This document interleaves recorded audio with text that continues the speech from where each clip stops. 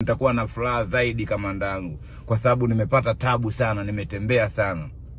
Kweli yule kamanda yule akaniandikia barua, ile barua akaipiga muhuri. Alipopiga muhuri ile barua, mimi nikaichukua ile barua. Kweli nilipoenda kumuonyesha dereva kwanza tu, alikuwa na kenta tani 3.5. Akukataa. Alipoisoma tu akaona kweli huyu maana ina muhuri hadi wa polisi. Akaniambia panda kwenye gari. Nilipopanda kwenye gari imetembea kama kilomita 7 hivi, ndo nakutana na yule mwenzangu, na yeye anaangua embe. Kulikuwa na embe hizi ndogo ndogo hivi anaangua. Nikamwambia dereva, nakuomba bwana, naomba usimamishe hii gari kusudi na yule naye nilikopo naye. Dereva akupinga, gari ikapaki pembeni. Nikamuita yule kijana nilikopo naye ambaye ni Jose. Kweli akaja, tukapanda ile gari tukaendelea na safari. Lakini tupoendelea na safari hadi mbele kule ambapo ndo tulikuwa tunaenda tafuta mashishi, kuna sehemu ile gari ilikuwa inaenda sehemu nyingine ambayo ni long way. Ikabidi dereva akatushusha. Sasa alipotushusha dereva, gari nyingine zilizokuwa zinakuja walikuwa wanakataa kwamba tusipande watu wawili, apande mtu mmoja. Lakini mimi imani yangu nikasema hapana, huyu ndio mwenzangu na ndio nimetoka naye Tanzania. Na wakati tunatoka kule Tanzania, babake na mama yake ndio walitugea hai ya mwisho kwamba twende salama. Kwa hiyo mimi sikutaka kumwacha, nikasema hamna, ikaratasi naiweka mfukoni, tunatembea sasa. Ndipo hapo tukaanza kutembea tena. Tumetembea, lakini tulipofika sehemu moja, kuna daraja moja linaitwa Mashishi. Ni daraja moja kubwa sana lile daraja, yani naweza nikasema kama lina urefu wa kilomita kama 10 hivi daraja lile. Na mbele kuna kioo kikubwa na kuna polisi. Ila Mungu alisaidia, pale polisi hawajatuuliza chochote, sisi tukapita. Tulipopita tukakuta kijiji kingine mbele ya lile daraja, tukakipita kile kijiji hadi mbele tukakuta nyumba moja ambayo kuna babu mmoja, na mkumbuka huyo babu. Yani kwa kweli yule babu na yeye alikuwa hana nia nzuri. Na alikuwa hana nia nzuri kwa sababu gani? Kuna Watanzania, unajua Watanzania wakisafirigi huaga wanapenda nyumba ya mwisho katika kijiji. Kwa hiyo kuna Watanzania ambao walienda kwa yule babu wakaomba msaada, lakini walipoomba msaada babu akachukulia wale ndugu zake, lakini wale Watanzania wenzetu waliingia kwa babu wakachukua kila kitu ndani, na maanisha nguo, redio zake. Ila sasa wakati huo si hatujui, tulipoenda tena kuomba msaada babu akasema subirini. Babu akaingia shamba, akaenda akatuchimbia miogo hiyo ilokomaa, miogo mibichi afu ya uchungu vibaya sana. Akatuletea yule babu. Alipotuletea tulipomuomba tuchemshe ile miogo akakataa, akasema nendeni mkachemshe mbele. Na wakati huo mbele hamna nyumba nyingine, nyumba yake ndo ya mwisho. Kwa hiyo ile miogo, kutokana na njaa tulokopo nayo tena wakati ule, ikabidi mimi tena ile miogo mimi ndo nikawa naila, mwenzangu hajaila alipoona ya uchungu. Ila miogo ya uchungu imekomaa, lakini mimi nilikuwa nakula hivyo hivyo. Baada ya kula ile miogo tunaondoka huku tunakula, mbele ile miogo mimi ilinilevya vibaya sana, nikawa nimelewa hadi kutembea siwezi. Sasa wakati ule hali ya kutokutembea siwezi, miogo ina sumu ile. Kuna sehemu kama kuna kisehemu fulani wanakaga wanajeshi wanalinda, maana ile sehemu ile ndo ilikuwa sehemu ambayo yani ilikuwa na uhakika ndo tulikuwa tunaenda kupoteza maisha. Maana ile sehemu hakuna nyumba hata moja, alafu ni polini, msitu mkubwa. Kwa hiyo yule mwenzangu Jose, baada ya kuona mimi nimelewa kiasi kile, kusema kweli na yeye leo namlaumu, maana aliniacha mimi peke yangu nikiwa na garagara na maumivu vile vile ya ile miogo. Kuna vinzi vile vidogo dogo vile vikawa vinanijaa machoni, lakini mimi nikawa sijali tu, sijitambui.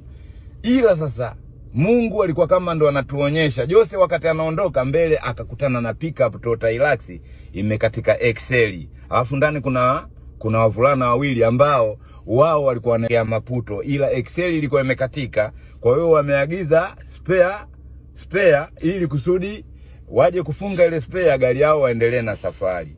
Sasa wakati wanasubiri ile spare ije, kuna mama mmoja naye anatoka Maputo anaenda pale Mashishi darajani, maana unajua pale darajani kuna mto, ina maana wanavua samaki, kuna kila aina ya samaki. Na nakumbuka walikuja, yule mama alikuja kuchukua kaa, alikuwa na yeye na Toyota Kibini Hilux.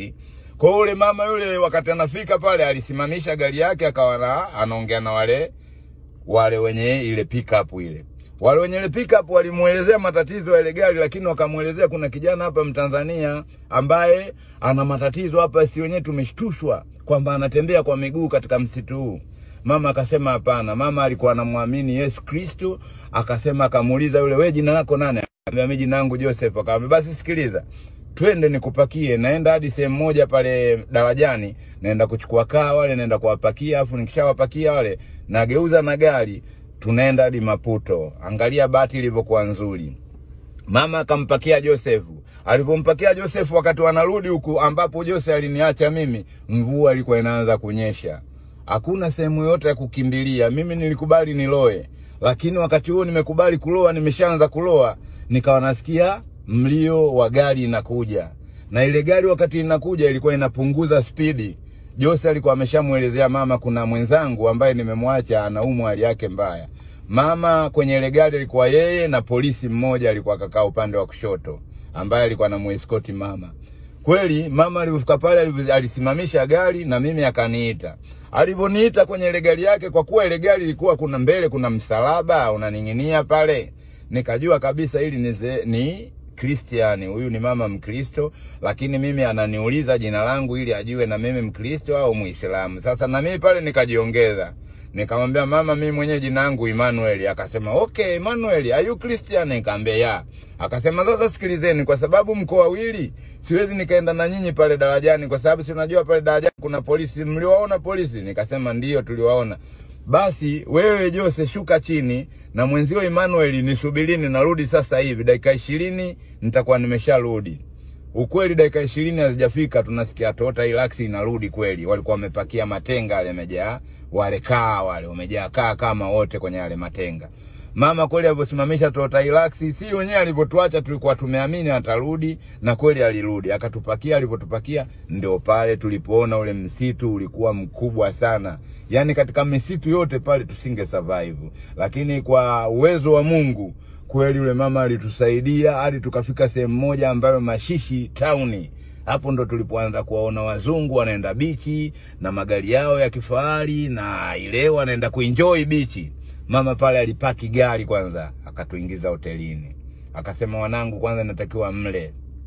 Lakini kutokana na hali yetu jinsi ilivyokuwa, ukweli akatupeleka sehemu moja ambayo ni private, sio sehemu ambayo kuna wale ambao wateja wa kawaida wale. Sisi katupeleka private, yani tusionekane kutokana na ile hali yetu, tulikuwa tumechoka sana.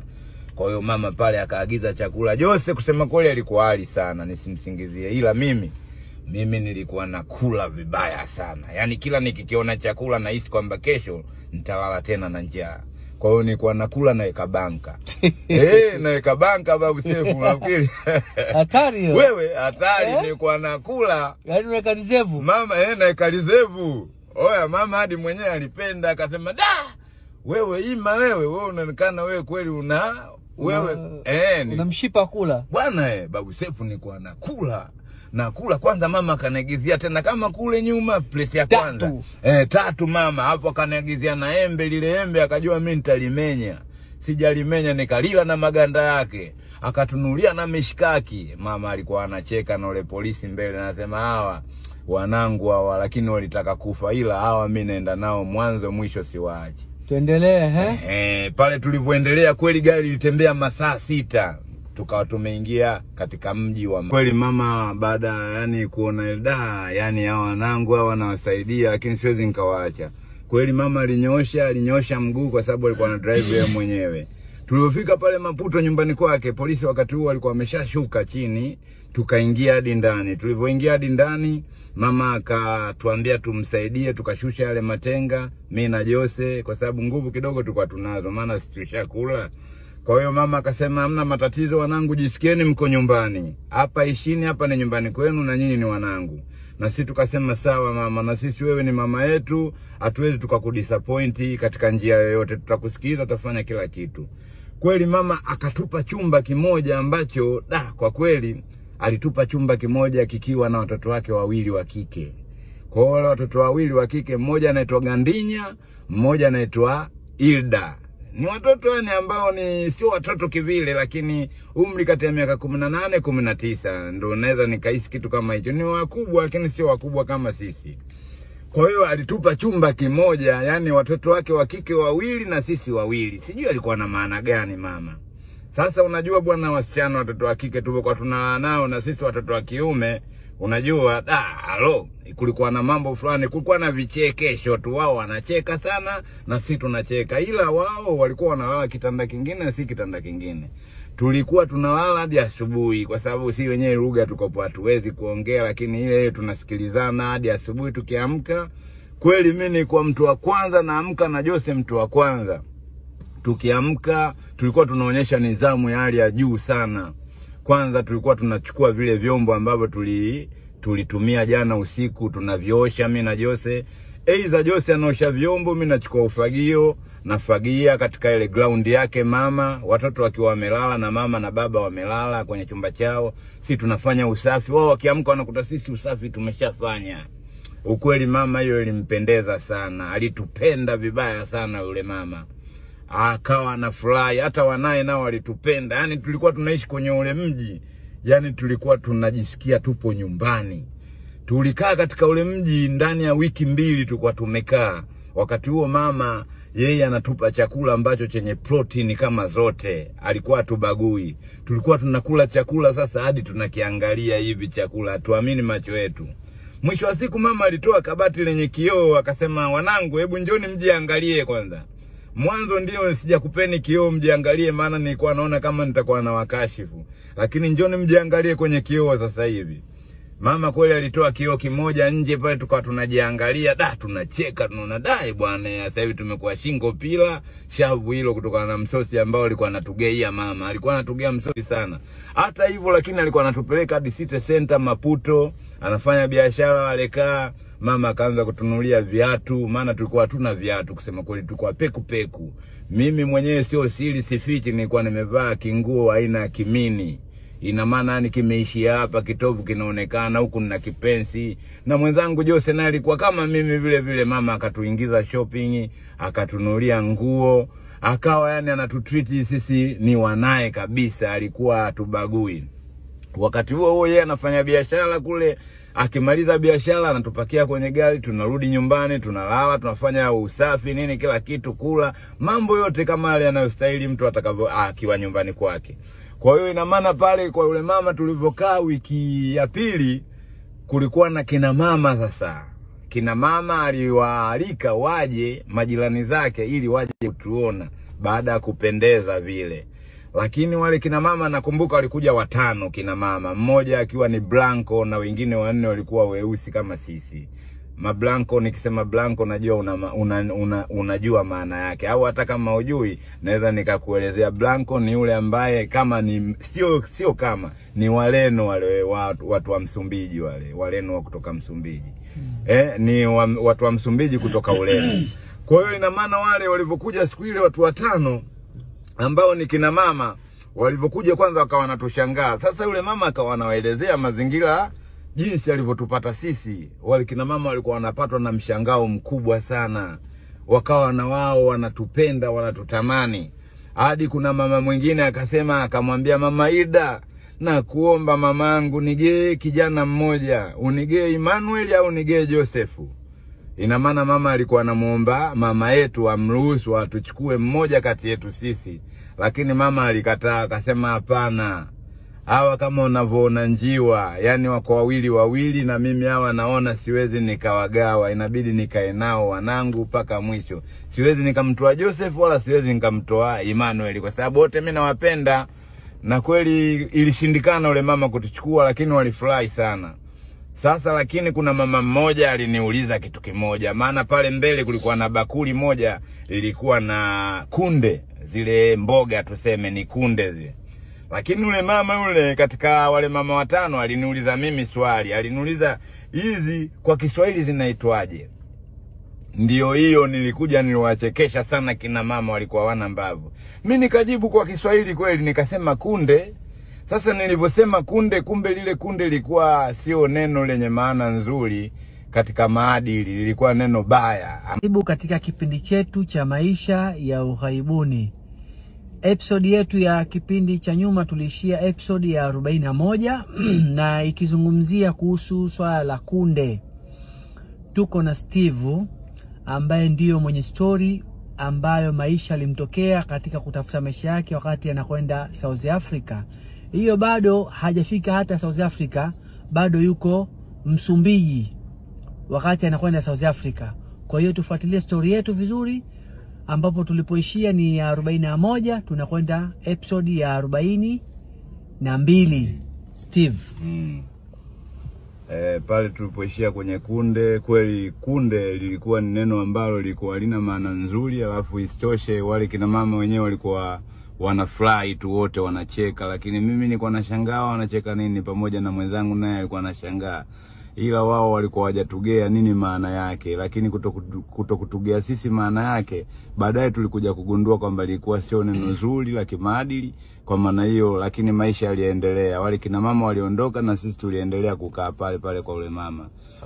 Tulikaa kama kwa muda kama wiki 2 hivi pale kwa ule mama. Tulipokaa kwa muda wiki 2, Jumamosi moja hivi nikaona hata hapana, kutokana na wale kina mama jinsi walipokuja pale, tulikuwa hatujui katika wale kina mama ni watu wa aina gani tuseme, kwa sababu ni rafiki zake mama, lakini hatuelewi kiundani ni watu wa aina gani. Kwa hiyo wale kina mama walipoondoka, siku ambayo ilifuata ilikuwa Jumamosi. Mimi na mwenzangu Joseph tukawa tumeamua kwamba tuanze na safari yetu, maana tulishakaa wiki 2, tukaona zinatosha wiki 2. Kwa hiyo mama akatuchukua kwenye gari, akatusindikiza hadi sehemu moja ambayo ni station ya treni. Alipotusindikiza hadi station ya treni mama pale, tulipofika station ya treni akatuacha. Alipotuacha tukapanda treni. Tulipopanda treni ikaanza kuondoka. Lakini wakati ilipoanza kuondoka treni ilitumia kama masaa kama 5 hivi. Tukafika sehemu moja ambayo inaitwa Sangalasia. Tulipofika Sangalasia pale tukakuta kwamba tulipofika Sangalasia tukakuta kuna mlima mmoja mkubwa sana, ambao ule mlima ule mimi na Jose tuliamua tuufuate juu, tukiwa tuna matumaini kwamba ule mlima ndo tunapoelekea tunapokwenda, ambapo ni South Africa. Kwa hiyo tulipopandisha kwenye mlima juu tukakuta kuna kama fence zipo zimeambatana kama 3 hivi. Ina maana kuna fence ya kwanza, alafu kuna fence ya pili ya katikati, alafu kuna fence ya 3 ya mwisho. Sasa mwenzangu lakini alikopo kidogo, yeye alikuwa kama na upeo fulani, alikuwa ameniacha mimi kwanza nitangulie. Ila fence ya kwanza tulivuka wote wawili, lakini fence ya pili wakati mimi najaribu kuigusa na mkono ilikuwa electricity fence. Kwa hiyo ile fence ilikuwa yenye umeme mkali sana. Ikabidi wakati nilipoishika ile fence ikanipiga shoti kubwa sana, na mimi nikarudi nyuma nikadondoka. Lakini nilipodondoka tukapatwa na mshtuko, ikabidi turudi tena nyuma. Tukapanda tena fence ya kwanza, tukarudi kule tulipotoka chini, ambapo ni bondeni kabisa. Tulirudi kule chini bondeni kule, tukakutana na mtoto mmoja mdogo tu kama na miaka 15 hivi. Yule mtoto wa miaka 15 tulipokutana naye alipotuona tule mtoto akajua hawa mahitaji yao, wanahitaji kitu fulani. Akatuuliza, nyinyi kwani mnataka kuelekea kule, mnataka kuvuka zile fence? Tukamwambia ndio. Akasema hapana, hamwezi mkavuka wenyewe, kuna wenyeji hapa ambao huwa wanavusha watu, kwa hiyo twendeni nikupelekeni kwa wenyeji. Kweli yule mtoto akatuchukua akatupeleka kwa wenyeji ambao shughuli zao ina maana kwa kila siku inapofika usiku huwa wanawavusha watu ambao wanavuka pale ile boda kutoka Mozambiki kuingia South Africa. Kwa hiyo kweli ile fence ile pale, kwa sababu tukopo tumeshindwa sisi wenyewe kuipanda, ilibidi tukae kwa wale ambao wanaweza wakatuvusha, na walituandalia mazingira mazuri. Lakini kabla hapo kwanza tulielewana. Wenyewe walikuwa wanataka kila mtu alipe randi 100 ili kuvuka pale. Lakini bahati mbaya sisi hela tulikopo hatuna. Mimi na mwenzangu hela tulikuwa tumeishiwa. Isipokuwa mama alitununulia nguo mpya ambazo ni shopping kama nilivyohadisia mwanzo. Kwa hiyo sisi tukatoa zile nguo ambazo alitununulia mama, tukawagaia wale ambao walikuwa wanatuvusha sisi kwenye fence. Walizichukua zile nguo kwa sababu zilikuwa mpya. Walipotuzichukua zile nguo ikabidi tukakaa paka usiku, wakatupa chakula tukala pale. Usiku ulipofika kama kwenye saa 7 za usiku hivi wakatuvusha. Na sio sisi peke yetu, tulikuwa watu karibia hata 1500 au labda watakuwa hata 1400. Lakini watu walikuwa wengi sana, kina mama, watoto na wazee na kina vijana, watu wa kila aina walikuwepo. Kwa hiyo wakati tunavuka fence, wakati huo tunavuka fence, kweli tulifanikiwa, lakini uvushaji wao wa fence wao huwa wanatumia miti ile ambayo ina njia panda. Kwa hiyo wanaingiza ile miti chini ya nyenge, chini ya zile fence, alafu watu wanapita chini mmoja mmoja, ndio walivyokuwa wanatuvusha. Lakini baada ya kutuvusha hapo, polisi sio polisi, walitukamata wanajeshi kwanza. Walipotukamata wanajeshi wote tukachukuliwa tukapelekwa kambini. Tulipopelekwa kambini, na wale wa Mozambiki wengine nao walikamatwa, lakini sio wote walokamatwa, ila mimi na Joseph tulikuwa moja ya watu waliokamatwa. Sasa tulipokamatwa pale, wengine wakapandishwa kwenye gari la jeshi wakarudishwa kwao Mozambiki. Lakini sasa mimi na Joseph pale ilibidi sasa tutumie ujanja ambao ilibidi tujielezee kwamba sisi ni raia wa Burundi.